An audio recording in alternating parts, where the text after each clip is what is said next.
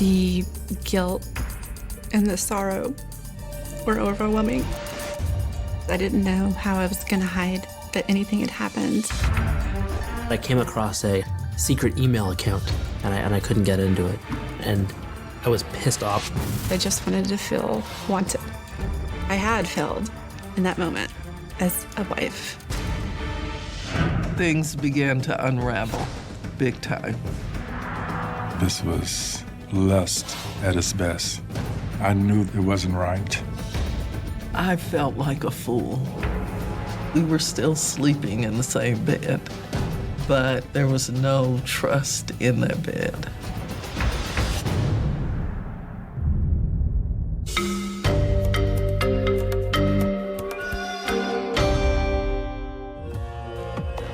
I felt like I was living two lives. At the very core was this constant, I don't want to be doing this, mirrored with, I don't know how to stop. I didn't really think that my husband had any idea that anything was going on. But I was engaged in something that was going to destroy us, and I knew it.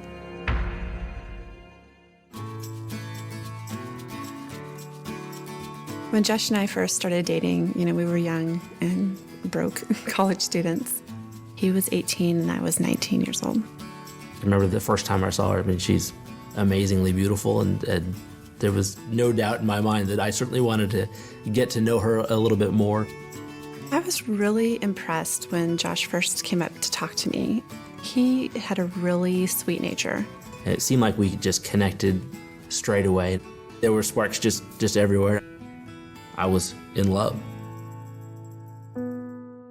Josh just seemed like your all-American boy, and to be honest, I didn't really want to scare him away with my past.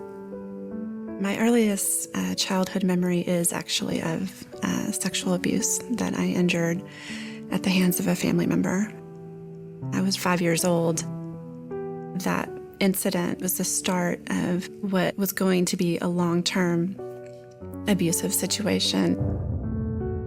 When Lindsay and I first had conversations about her childhood, I could see the pain and the emotion that it would come over her, and so of course I wanted to nurture her and to hold her. Josh always made me feel very secure and very safe. I depended on Josh to kind of be my rock.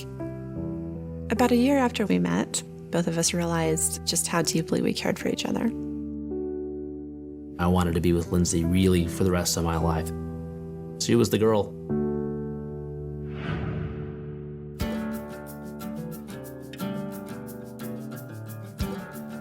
It was a fairy tale wedding. It was just really sweet and really beautiful. Just to see her there, she was gorgeous. It was as if our life was just kind of unfolding before us.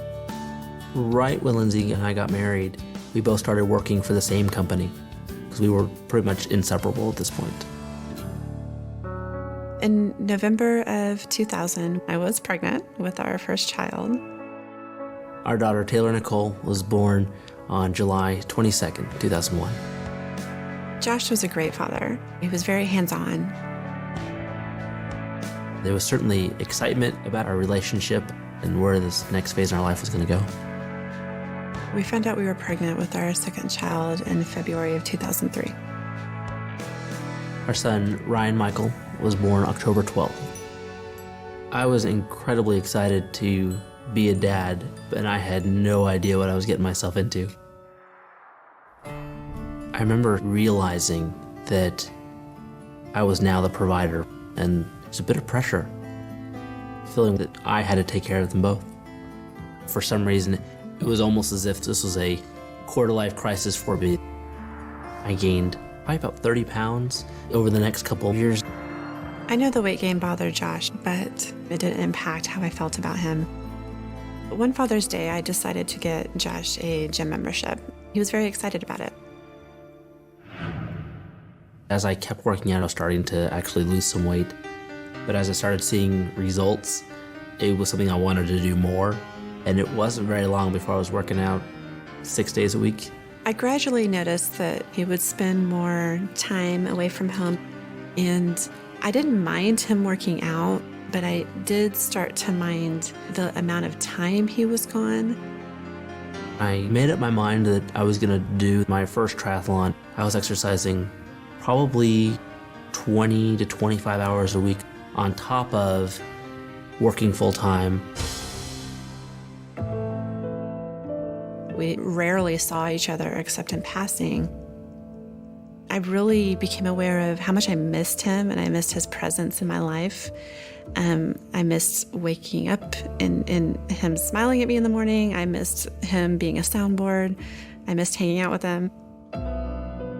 When I finally accused him of being selfish, it turned into a big fight. We would yell and scream at each other. I felt it was something that I needed to do for me, and I was just going to go do it. It was almost as if all the responsibility of having children and working full-time didn't really matter. As the months passed, I very much felt like a single mom. The pressure that I felt to get everything done without him was greatly increased. And I didn't want my children to grow up feeling like their dad was choosing an activity over them. I think working out for me became something that I could do that didn't involve my family. I didn't have to think about the bills or the house or Lindsay or the kids. It could just be something that I did for myself.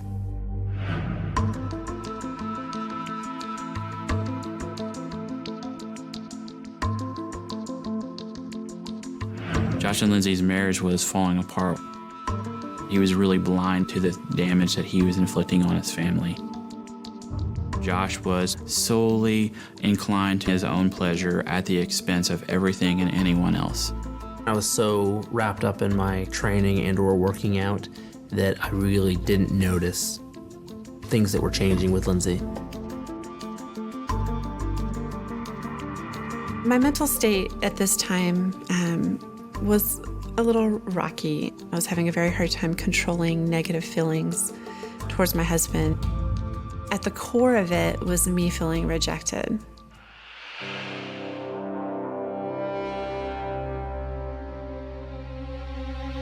Work was actually a very positive experience for me. I really felt accomplished there. A few months after starting a new position at work, I met someone named Alan. And I worked closely with him on a lot of projects. He was pretty funny and pretty engaging. I remember when I met Alan for the first time, and he was very charming. I knew that they would have lunch together sometimes. There weren't alarms going off in my head. There should have been, but there weren't. At first, my relationship with Alan was very focused on work. But Alan happened to be in the area when I had a phone conversation with my husband one day that turned heated. And he asked me if I was okay. In the aftermath of that conversation is when I shared a little bit more about the depth of the struggles we had been having in our marriage. Alan was very invested in what I had to say and what I was feeling. As the weeks passed, I started to notice some comments that he would make in regards to my appearance. At first, I didn't really think much of it, but I mean, what girl doesn't want to be complimented? And so I started actually seeking the attention. Josh was not present for so long. I think that she needed to connect with someone on an emotional level, and Alan was there. As the weeks went on, the emails started. Alan recommended that we have private email accounts. The private email account was a means to communicate about where we wanted the relationship to go. Alan and I would express desires in email that were hard to talk about in person, but the emails eventually turned into graphic innuendos in regards to sex. It was very evident to me that we were in a place that we shouldn't be. I continued to feel torn between growing attraction and still wanting to fix my marriage and not knowing what to do. I just wanted to feel wanted. And my husband was definitely not making me feel wanted at the time. We weren't having sex very much. Maybe once a month. It just wasn't something that we did. It just wasn't a part of our relationship at that point. Physical intimacy decreased because we just weren't around each other. What you see is a parallel of Josh seeking his own happiness, and then you see Lindsay almost following in the same sort of subtle footsteps as Josh in terms of seeking her own happiness outside of her marriage relationship.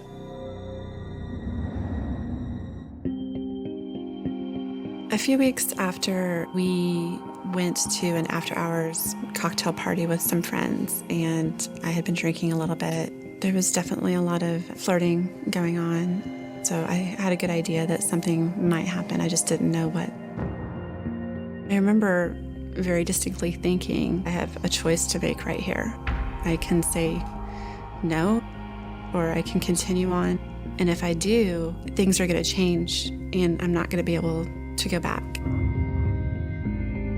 After a while, we decided to leave. After we left the club, we drove to his house and just sat and talked for a while. And then Alan initiated the physical intimacy. I just went along with it. I didn't say no. I felt that the weeks leading up to this had been building up to kind of this moment. And it doesn't really justify my choice, but I was so distraught and so upset over my husband and where our relationship had wound up that I was just doing anything to kind of make that pain go away.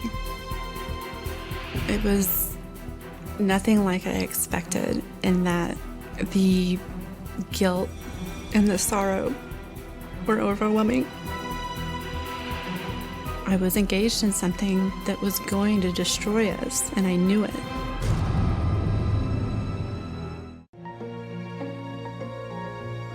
I never thought that I would be having an affair. I didn't want to hurt my husband. I just wanted him to be more present in our lives.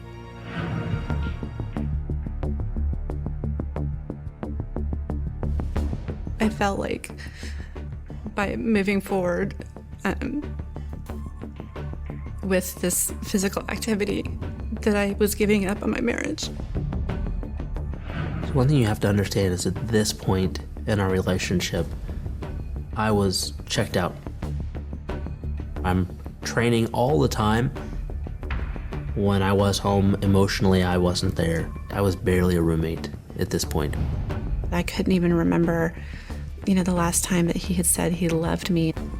Alan made me feel special, like I mattered. Lindsay was not thinking about the consequences that she would face in terms of her employment with the affair. People who have affairs in their workplace really have to be very careful. I think it would have definitely been grounds for termination. But in terms of feeling like I would get caught, it didn't really cross my mind either.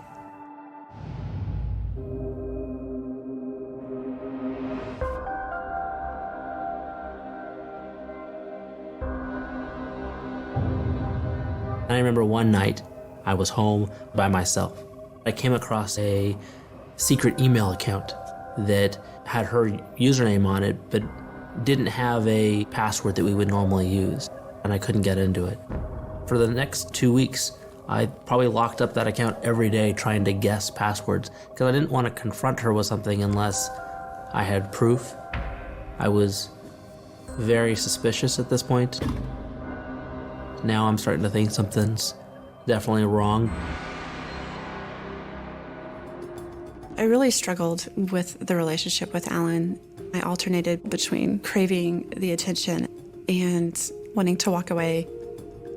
When I would come home after having been with Alan, I just felt this overwhelming just guilt and shame and pain over the entire situation. Even though I felt like he was choosing a sport over me, I knew that I still wanted to fight for my marriage. The next day, I talked to Alan about ending a relationship. But he told me that he wanted to stay in the relationship or he would tell people about us. I remember thinking, if this gets out, we could get divorced and it would separate our family. And it was very surreal and just instant panic. I felt the shame that I felt as a child because of abuse. Most abusive situations come with rules, and you're told, this is what we're gonna do, and don't tell anybody. You don't, because it's a rule, especially if you're made to feel that you will get in trouble. I felt that I needed to do what Alan wanted me to do. Lindsay put up with what was going on with Alan because of the things that were happening to her when she was younger. It's a very similar situation. It's a person in whom she had placed trust, taking advantage of that situation. She felt powerless to overcome it and stop it. After a while, I just stopped fighting the relationship with Alan. I just didn't know how to walk away. It was just this constant weight on my shoulders. I remember one day, Lindsay had called me and told me that her phone had died. And so I took the phone home, charged it up. When the phone finally came back online, there was a text message from Alan talking about things that he wanted to do to her. And just the sinking feeling in my stomach of the realization that my wife was most likely at this point having an affair. And I sat there just trying to figure out, what does that mean for our marriage? What does that mean for our life together? And I was crushed, I was hurt, I was pissed off. When I got home, I could tell immediately that something was wrong. I had the phone in my hand. I just asked her, "Are you having an affair?" And I said, yes, I was. The only thought that kept replaying in my head was, well, this is it. This is where we decide whether we're gonna stay together or whether we're not. My biggest fear is that he would move forward with divorce.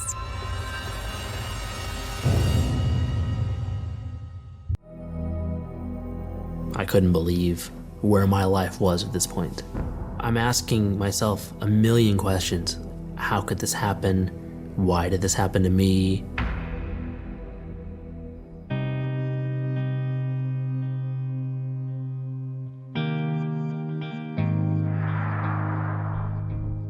I asked a lot of questions, trying to understand what was the extent of this.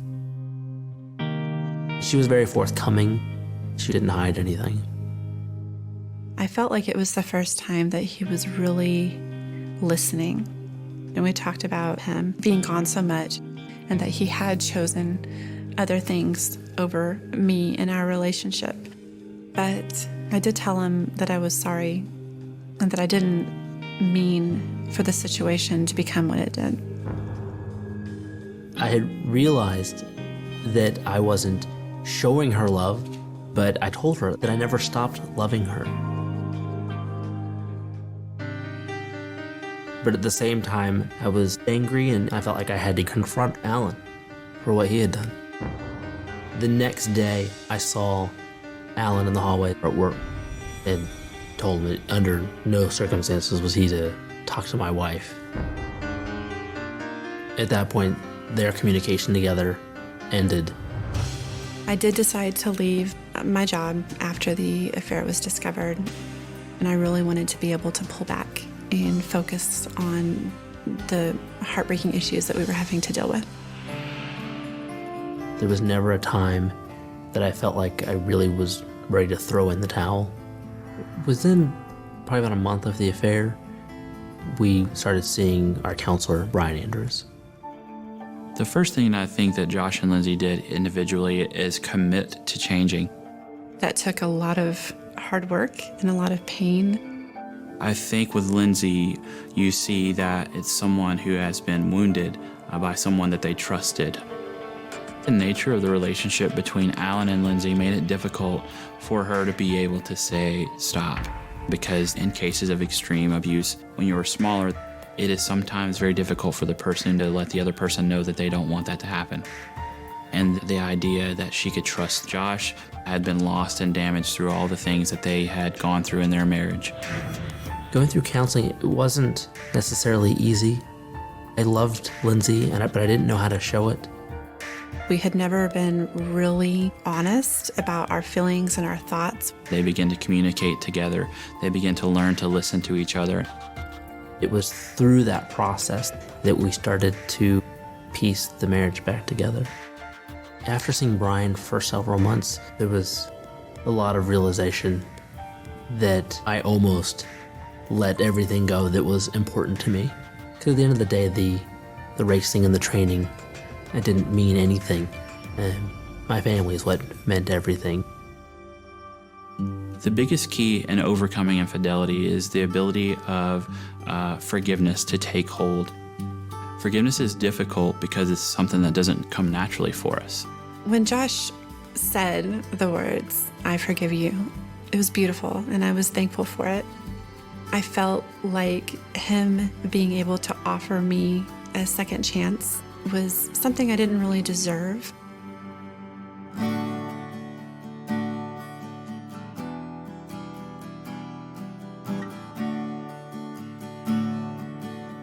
We spent a lot of time together as a family, and the important thing to remember with all of this is our marriage is a constant work in progress.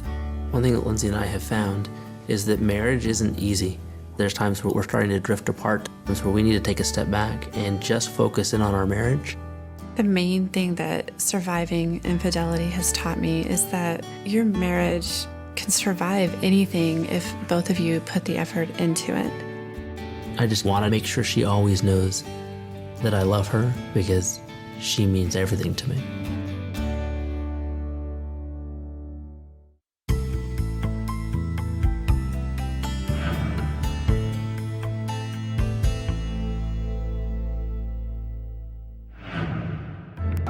This was lust at its best.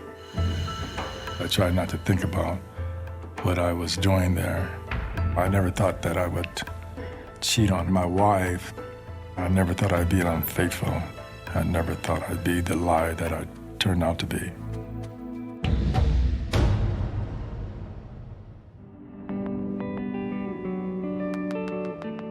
I was 19 and Ronnie was 21 when we met. I met her at a dance. She was a better dancer than I was, but I could slow dance. He made me feel like I was the most important person on this earth. I knew that this was the girl that I wanted to spend the rest of my life with. So, 2 weeks later, we got married. It was a very easy transition. When we first got married, she was working at the bank in Colorado. Ronnie worked for the state home for mentally challenged children. I wanted to start a family 2 years after we were married, and of course we did do that. Rhonda was just a perfect little girl. Ronnie was just the perfect father. I enjoyed being a father more than you can even imagine, and I wanted to have another child. When I had Chauncey, Ronnie was ecstatic. I enjoyed every moment of raising my girls, but we always sort of lived from paycheck to paycheck. I wanted to be a husband, a provider. I grew up in the projects. I wanted a better life for them than what I had. I wanted a home for my family. I wanted a backyard for my girls. That was my dream.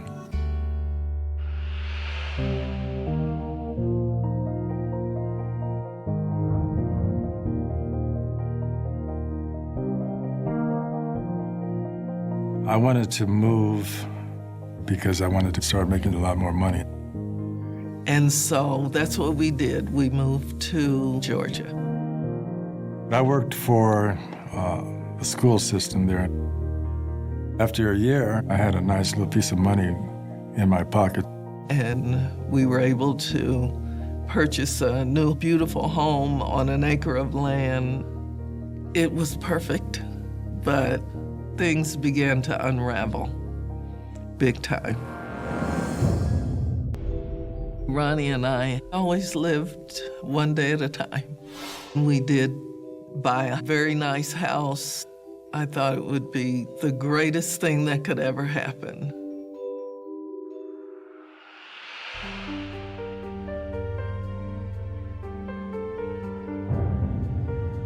I lost my job there in Georgia. I looked and looked, but I still wasn't able to find a job. He was very discouraged at that point. I had never been in a position like that, where I couldn't make money and support my family.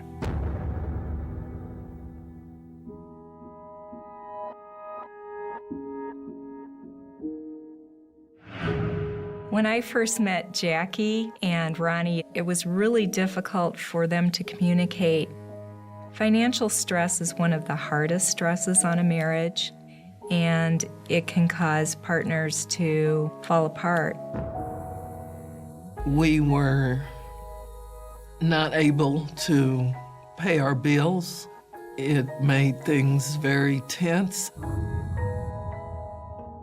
I was desperate about what my next move would be. I was like, let's sell the house, and Ronnie was all for it. But just before we got ready to leave, he said, I'm not coming. And I'm going to stay and take care of the house so that it doesn't depreciate. I said, you know, if I can sell this house, well, then at least I could go back home with a few $1,000s in my pocket and buy another home. So I left and came back to Colorado with the girls, and Ronnie was still there in Georgia. I missed my family. I didn't like being on my own. I was very lonely. And my physical needs weren't being met. I just couldn't think straight, couldn't function. I missed him a lot, and the girls missed him also. There were times when I thought about going to Georgia just to see him, but I was not financially able to do that. Finally, I got a job. I was working in shipping and receiving.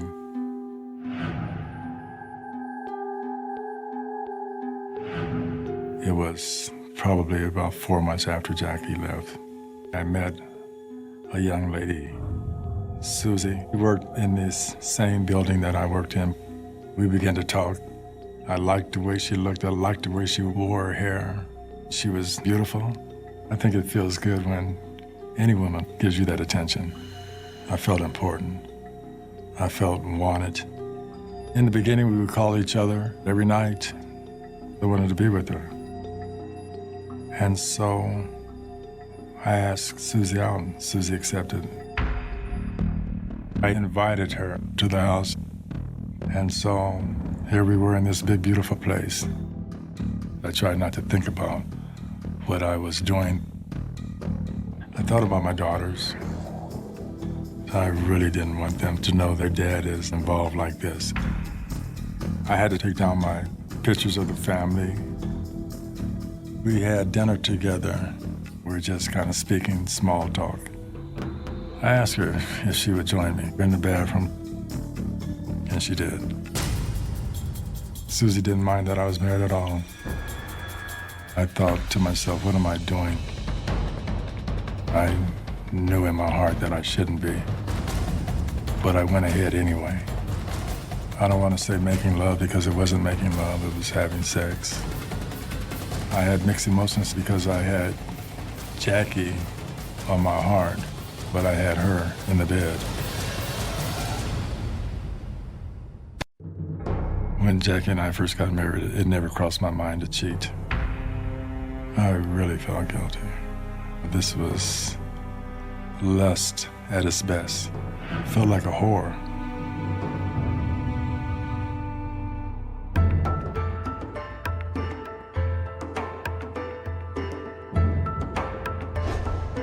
There were times when I couldn't get in touch with Ronnie. He wasn't answering the phone. And when I would get him on the phone, he always had excuses, and he would assure me that he loved me.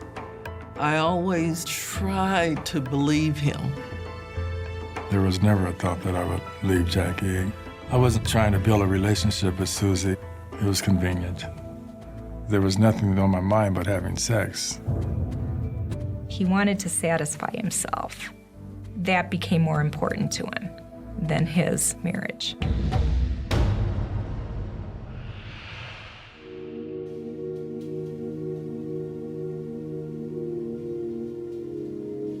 The bank just took the house back.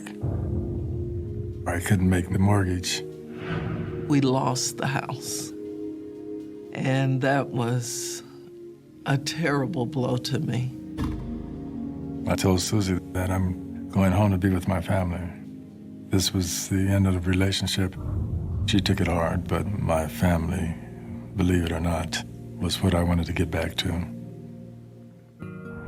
Jackie and I drove back from Georgia in a moving truck. And we just tried to connect again, but we didn't connect very well. It was difficult. We had been away from each other for over a year. It was hard to have a sexual relationship with Jackie when I got back to Colorado. And I believe that was because I had been committing adultery with someone else. I felt pretty bad about it, but I was hoping that things would get better.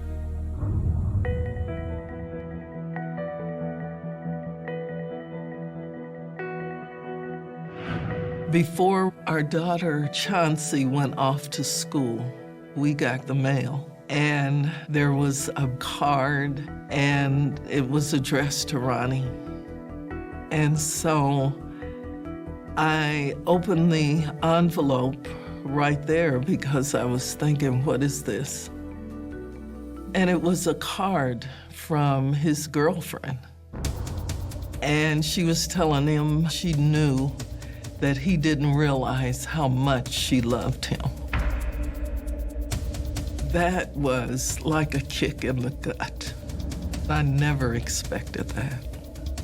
I was devastated, hurt, disappointed, and feeling like, how could he do this to me? I felt like a fool.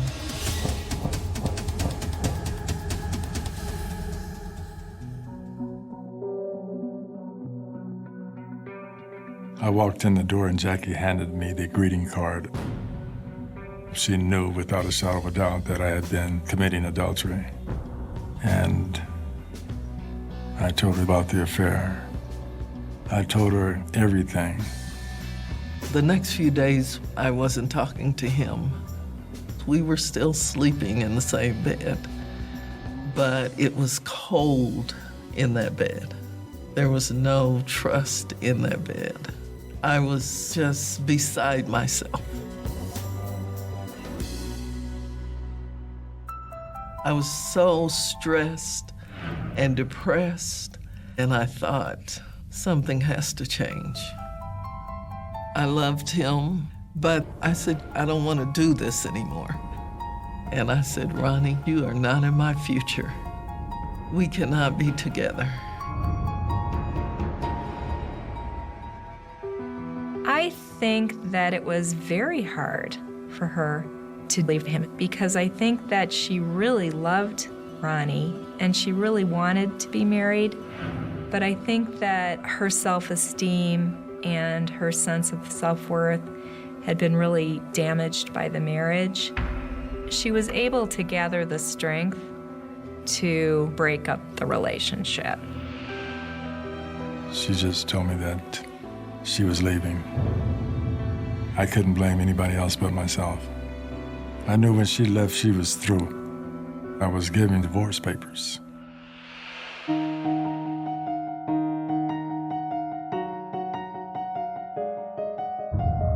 I felt like somebody had cut my wrist and then my throat. I was consumed by what I was going to do to make things work.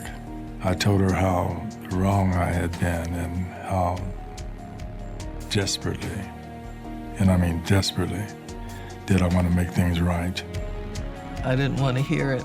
I had to find a way to encourage myself to put one foot in front of the other and move on. I didn't know what I was going to do. I have lived, and now I'm dying by the choices I had made. It was like a death. Jackie politely told me that I have no plans for you in my future. She did not want to have anything to do with me, but I still loved her.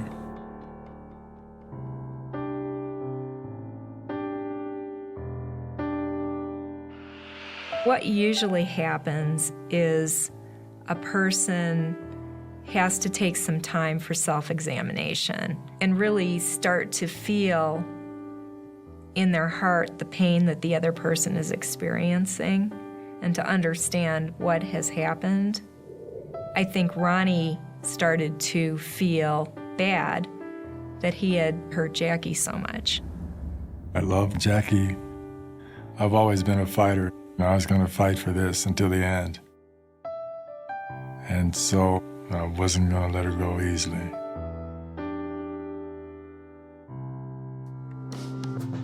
I always invited her to go to dinner, go to a movie, but she didn't want anything to do with me.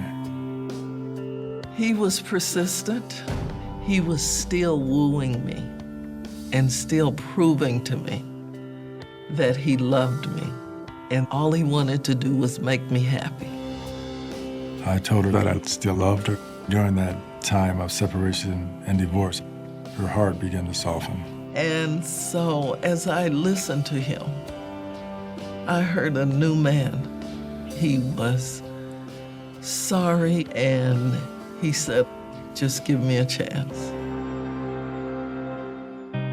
It's very difficult to forgive a betrayal, and it takes rebuilding trust, and it takes building the faith in yourself that your partner is not going to cheat on you again. So it takes time. It was Ronnie's idea to go to counseling, and Ronnie chose the counselor, which was very surprising to me. I mean, this is one of the reasons I knew this dude has changed. But I was still waiting for the other shoe to drop, to be honest with you.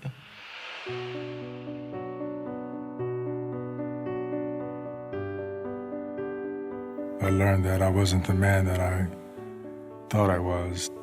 I learned that I wasn't accountable for anything.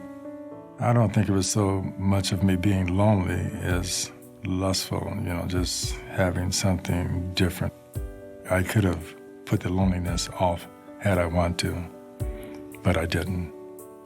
When the trust is destroyed, if you go through the process and you build back up your trust, you can get to the point where your relationship is better than it ever was before. I made a covenant with her that I would never lie again. It took time, but we were able to start to rebuild our relationship. And we did it slowly, but surely. I think that Ronnie and Jackie always loved each other, and they rebuilt trust. They forgave themselves and each other, and they didn't have any secrets anymore. He really did prove to me to be the man I would have him to be. I told him I love you and I forgive you, and let's see if we can make this work again.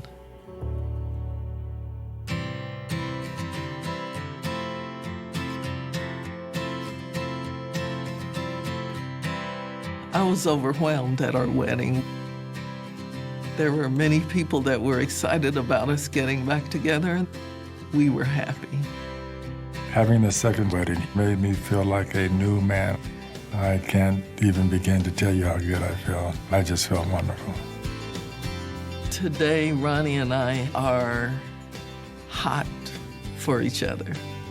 It's better than it was when we first got married. He loves me from his heart and shows me every day. He has truly become a man of his word, and he has made me the happiest woman on this earth. I looked at her and just asked myself, how in the world did I deserve this? Can you imagine forgiving a person like me and just letting it drop and continue on? It would be hard for some women to do, but she did it. And I'm so thankful she did.